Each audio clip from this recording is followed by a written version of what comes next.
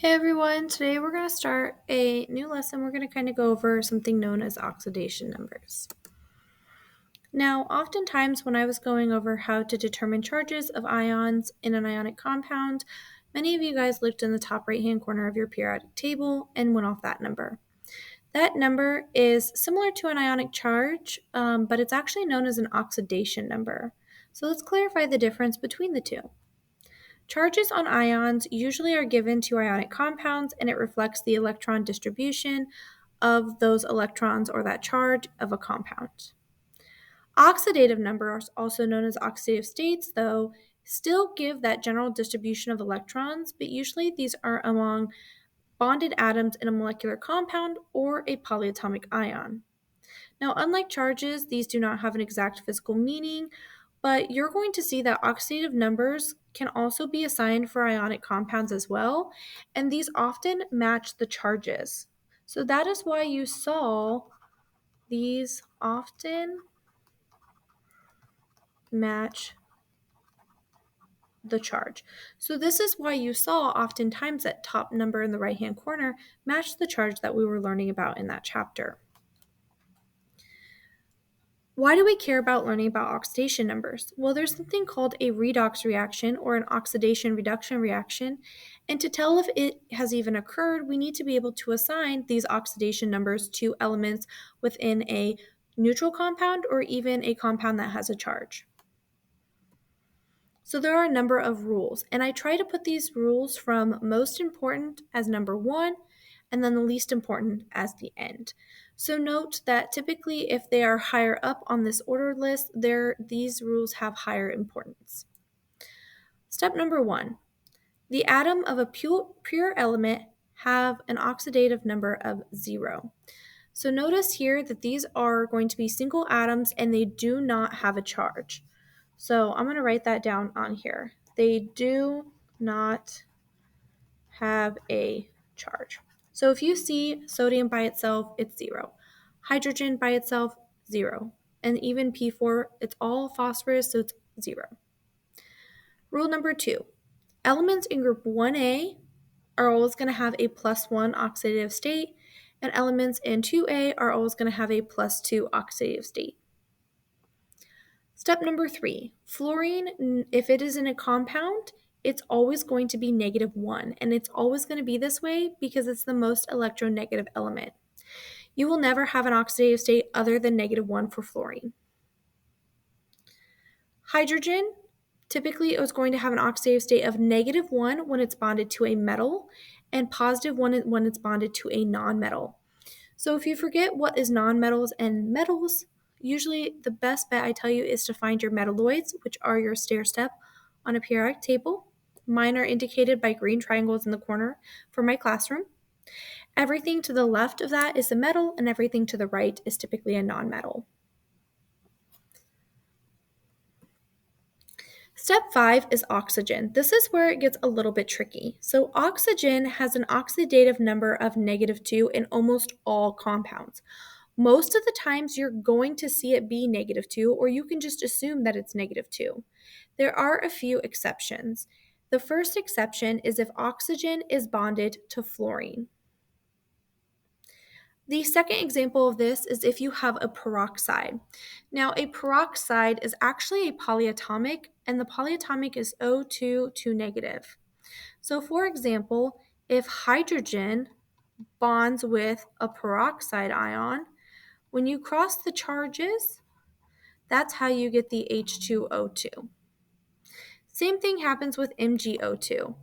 If I have Mg2 plus ion and a peroxide, if you cross them, these two charges end up canceling, and that's how you get MgO2.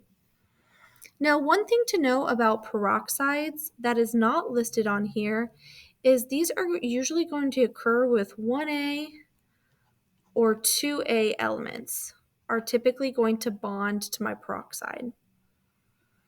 There's also a certain type of oxygen polyatomic called a superoxide, which is two oxygen bonded together with a -1 charge. An example of a superoxide would be in a O2.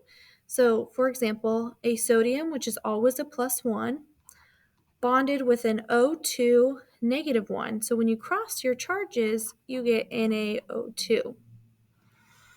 Typically, superoxides are usually only going to be made with 1A metals. Not any other metals will typically do this, so just usually 1A. Rule number 6, a monoatomic ion has an oxidative number equal to the charge of the ion. So if I give you just a simple element and it has a charge on it, it's going to equal whatever that charge is. Again, remember monoatomic means single element. Number 7, if you are given an ionic compound, typically metals are going to have the same oxidative number as their charge. For example, FeBr2, if you uncross the charge, Fe has a +2 charge, Br has a -1, and if you check it, Br should be a -1, so it makes sense Fe is a +2. Whereas if you had FeO, if you uncross it, O has a -1, Fe has a +1, but oxygen shouldn't be a -1, it should be a -2, so that means Fe was a +2 for these to be able to reduce to 1 to 1, so that's why Fe is still a +2 over here. Step number 8, halogens are typically going to be -1 if no other rules can be applied. So a couple times where you may see exceptions are going to be things with halogens bonded to oxygen or halogens bonded to fluorine because those elements are so super electronegative. And then the last one, I kind of put these by themselves because they kind of help us figure out oxidative numbers if we don't necessarily know them. Number 9 rule says the algebraic sum of the oxidative numbers of all elements in a neutral compound are going to be equal to 0. So what do I mean by neutral? Here, this compound is considered neutral because there is no positive or negative sign as part of that compound. So we know that, let's say, oxygen is X. We don't know its oxidation number. We'll make fluorine Y. So 2Y, because there's two of them. I don't know fluorine's oxidative number, but no matter what, these two oxidative numbers should always equal 0 of some way. Whereas, what happens if you don't have a neutral compound? This is not a neutral compound because of my 3 negative. So this tells me that the algebraic sum of my oxidative numbers has to equal whatever charge that polyatomic or ion is set to. So for example, if I don't know phosphorus, I'm going to put in an X. Here I have 4 oxygen, which is going to represent oxygen by a Y. This should all equal -3. So when you solve for X and Y, that is typically how we do it. Now, this may sound confusing, so let's walk through several examples, and then I'm going to give you some for you to try on your own. We're going to practice oxidative numbers with sulfur because sulfur is one of those ones that don't really fall in the rules, and sulfur typically has a ton of different oxidative states depending on who it's bonded with. Let's begin with H2S. H2S is a neutral compound. There is no charge in it whatsoever. So we can automatically say that this is going to equal 0. If I look at these two elements, there is no rule for sulfur. So we have to look at this and realize that there is a rule that was given to us about hydrogen. If we look at the rule for hydrogen, it said hydrogen is -1 when bonded to a metal, but +1 when bonded to a nonmetal. We need to see that sulfur is a nonmetal, so that means this hydrogen is going to be a +1. So I have 2 of them. 2 times 1 plus, I only have 1 sulfur, so I'm going to plug in X, gets me 0. When you solve for this, you're going to see that X equals -2. So my oxidative state for sulfur is a -2. If we look at this second example, this is a lone sulfur by itself. It does not have a charge. So if you see an element by itself, it's considered 0. So X would equal 0 for this one. On the following one, we have SCl2. If we look back at our rules, what we're going to see is that there is no rule for S, but it does say here that halogens, which again are groups 7A, such as chlorine, are typically going to be -1 if no other rules are applied. We see that there is no rule for sulfur, so chlorine is typically going to be a -1. So 2 chlorine times a -1. I only have 1 sulfur, so I'm going to plug that in as X. And since this whole thing does not have a positive or negative charge on it, it's going to equal 0. If you solve for this, we're going to see that sulfur is actually going to be a positive 2.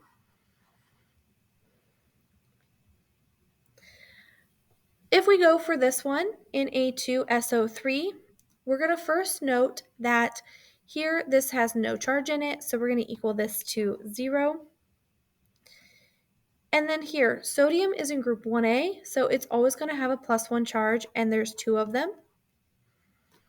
Plus 1 sulfur, so 1X. Plus there's 3 oxygen, and typically oxygen is a -2 unless it's bonded with fluorine, which it is not.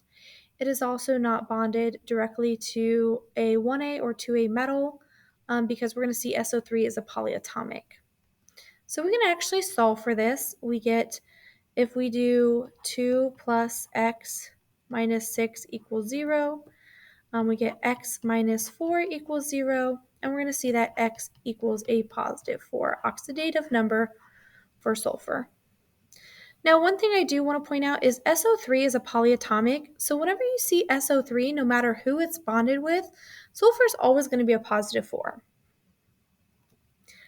Last but not least, let's look at something that has a charge. Here, we're not going to equal this out to 0 because I have a negative charge here. So this is actually going to be equal to the charge of -2. Now we need to solve for this part. We have 4 oxygen, and since it doesn't fall into one of my exceptions, oxygen is typically a -2, plus my sulfur is an X, so X minus 8 equals -2. Add 8 to the other side, X equals 6. Again, notice we've solved for sulfur in all of these, but sulfur can change and have different oxidative states. So that's something cool. Here's some more practice. It says, what is the oxidation number for the bolded and underlined element of the following compounds? So what I would like you to do now is pause this video, see if you can solve for these oxidative states, unpause, and see if you get the right answer. Okay, let's go ahead and get started. So when we look at number 1, we're going to find phosphorus. And here there is no rule for phosphorus, so we're going to have to solve for it.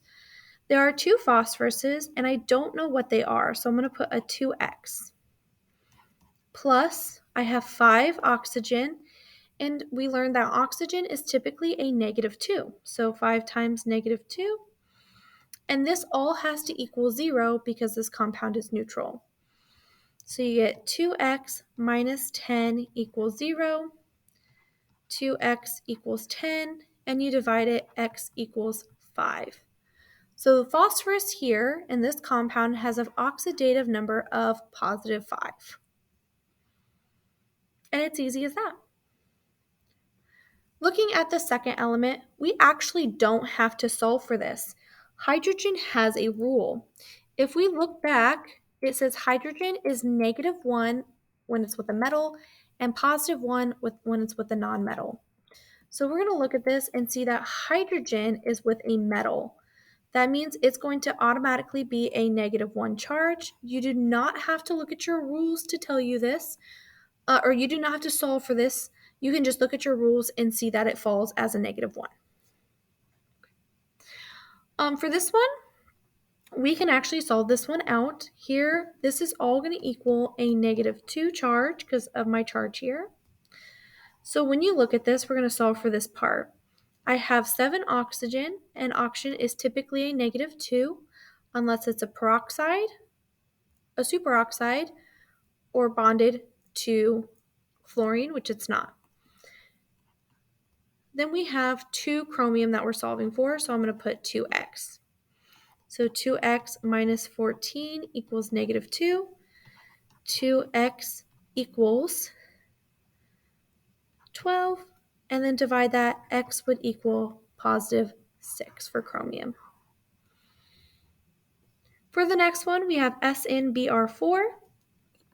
One thing to note about this is that you can solve it 2 different ways. Notice that this is a metal and an ionic compound, so we can simply uncross our charges, or we can follow that this is typically a halogen, because Br is in part of group 7a. Halogens are going to typically be a negative 1. So we can say that this equals 0, that there are 4 bromine, which with a negative 1, plus 1 tin, and we're going to see that x actually equals 4. And we can see that 10 also equals 4 if we uncross our charge here, so plus 4. Last but not least, we have a BaO2. And a lot of you guys might jump to the conclusion that 2 is a negative 2 oxidative state because that is what it typically is. But notice here that it's bonded to a 2A metal, so we have to be a little wary of this. So when we look at this, barium always has a plus 2 charge. Then we have 2x equals 0. If we actually add this, we get 2x equals negative 2. And when you solve this, you get x equals negative 1. So we're going to note here that this is an exception. This is actually a peroxide of oxygen. Oxygen is an x equals negative 1. And this is where it gets a little tricky, so make sure it's not bonded to a group 1A or 2A metal directly. I'm going to go back to your rules and add a few things that I feel like you should add in. One thing that you should know about peroxides is typically oxygen is going to equal a negative 1 charge. And then for a superoxide, oxygen for superoxide typically has the oxidative state of negative 1/2.